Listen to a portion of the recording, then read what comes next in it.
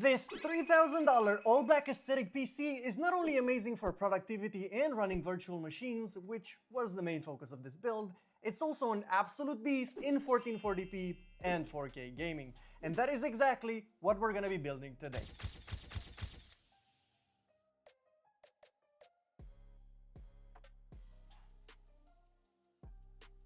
Hello to you beautiful people, I'm Edu, and today we have some pretty sick PC hardware on our hands. And wait till you hear the price of the 96 gigs of DDR5 6000CL30 RAM that we have. Yeah, it's pretty bad. And this build is especially going to be made for one of our team members, Razvan. So yeah, he's getting a pretty good new system. Anyway, without beating around the bush any longer, let's get into the specs. Since this PC's main purpose is general productivity, running virtual machines and also doing some AI work on the side, I decided that the Ryzen 9 9950X would be the perfect choice for this build. 16 cores is definitely going to help with all of that VM work. The 9950X 3D was also an option, but considering the fact that it was about $180 more expensive and gaming wasn't the main focus of this build, it is the grand winner of our picks. And even so, the regular 9950X is way more than enough for gaming anyway. That, and I also decided to save the money and put it towards the RAM because, trust me, I needed it. And I ended up spending $634 on this CPU, and in case you're wondering, these are prices from Romania. Now, of course, they are quite a bit higher than in the US, but honestly, it's not too bad. Moving on to the cooler, I didn't want to overspend on this and just wanted to make sure that I get something that is pretty good quality and preferably something that I've tried and tested before. And that is exactly why I went for the Corsair Nautilus 360 RS Black.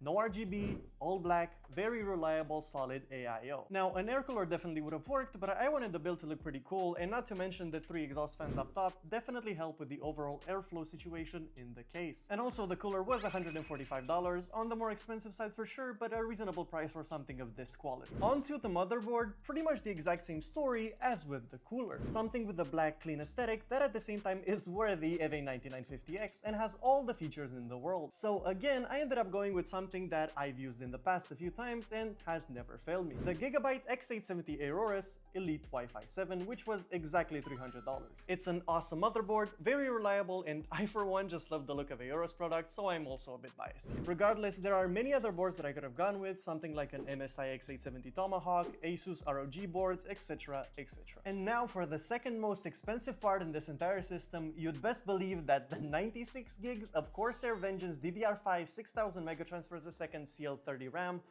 cost the small price of both my kidneys. $675 for these bad boys. When I initially placed the order for this, my heart kind of sank. Like, this amount of money for 96 gigs of RAM should genuinely be illegal, but oh well, all I can say is thanks AI. But like, you really didn't have to do this to us. So for the sake of my sanity, I'm not going to talk about the subject for much longer. To make the long story short, and in case you didn't somehow already know this, companies are investing their souls into their AI data center. And they bought pretty much every single RAM DIMM in existence. And the result of that is us having to pay almost $700 for a kit of RAM, which is, it's insane. The crucial T705 2TB Gen 5 drive for $253. All these prices are converted to USD, by the way, from our Romanian currency, which is called RON or leu, which, as a fun fact, means lion for whatever reason. Quite obviously, 2 terabytes was not going to be quite enough for someone like Razvan, so we got a much cheaper Lexar NM620 1TB Gen 3 SSD, yes, Gen 3, not Gen 4, for 3 reasons. Number 1, this was a very good deal because we bought all of these parts for Black Friday, and this thing was genuinely like $50, which is great. Number 2, this SSD is just going to house some files and other applications that just genuinely do not need amazing speeds. And 3, he wouldn't ever be able to tell the difference between a Gen 4 or a Gen 3 drive anyway. The case pick is probably going to be a bit controversial since I went for the NZXT H6 Flow Black.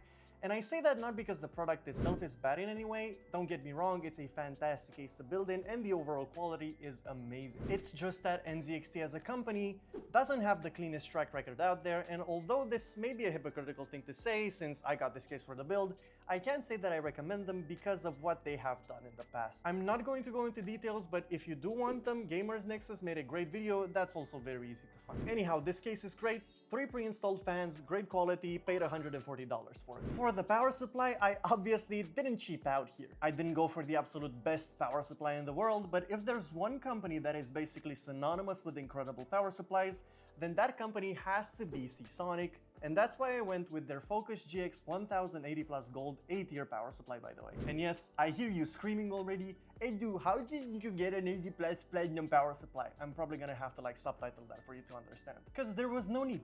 Yep, that's it. Now on a more serious note, there genuinely is no need for the extra efficiency here, although there are definitely cases where an 80 Plus Platinum would be a better choice. But again, I decided to save some money and get something that is going to work in basically the exact same way. And I paid $225 for this PSU, and I just realized I keep saying that I paid, but I just ordered the parts. Razvan was the one who actually paid for them, but whatever, you get the point. I'm gonna save the GPU for last, and the build is pretty much complete, yet there is just one more very important part, which is obviously the GPU. We went for the 5070 Ti, and more specifically the Asus Prime version. It fits the black aesthetic perfectly, it looks very nice, and it's a very fast GPU. I did initially want to go for the 9070 XT because it is much cheaper than the 5070 Ti, at least here in Romania, and the 5070 Ti ended up costing around $1,001, which is basically the MSRP of a 5080. So yeah, Nvidia GPU prices in Romania are not great to say the least. The 9070 XT would have been something like $750, which is still bad for a 9070 XT,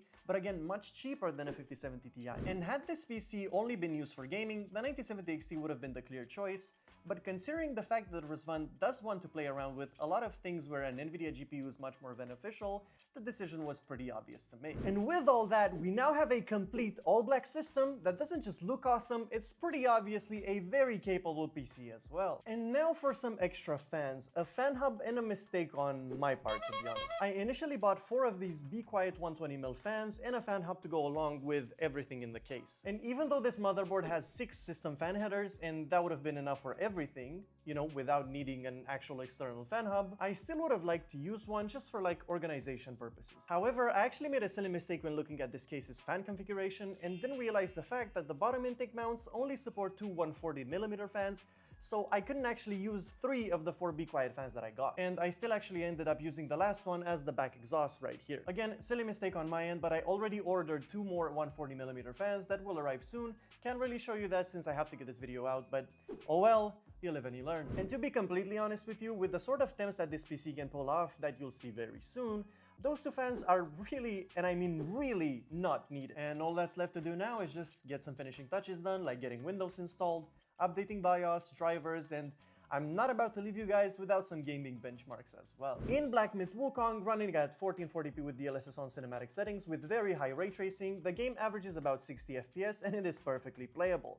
But I found that I actually found that 2x frame gen is very good to use in this game, adds very little latency, and the smoothness that you get in return is really worth it in my eyes. I feel like this is a great way to enjoy this game, both in terms of latency and graphical fidelity. Having everything maxed out in this game just looks absolutely insane, especially with that ray trace. The 5070 Ti does amazing in it, and the 9950X genuinely just doesn't break a sweat either, and you can see the temps in the top left. Crazy stuff. The Last of Us Part 2 running at native 1440p with absolutely everything maxed out is also an incredibly experience. Basically the same thing as Wukong, not much left to say to be completely honest. Running this game on this type of system while at the same time also having an OLED and playing the game with HDR on is just perfect bliss, wonderful stuff. And the last game I actually tested was Horizon Zero Dawn Remastered. I know, pretty weird trio of games to test here, but those were the most intensive games that I actually had on hand, and the story is basically exactly the same as in the other ones. Zero lag, gorgeous graphics for an overall awesome gaming experience. And you can very well imagine that this PC will run any other game perfectly as well. Hopefully in the future I'll get a few more games to test for these benchmarks. This was a really fun project to do, and I'll leave it up to Razvan to test the ins and outs of using all of that 96 gigs of RAM in his virtual machine adventures. Oh, and just as a secret between me and you, Razvan actually built this PC to run League of Legends at 1000 FPS, but don't tell him I told you that. I mean, what better way to use your PC than that, right? Thank you so much for watching, and if you're new here and you like the video, dropping a like and subscribing to our channel really does help out quite a lot. And with all that being said,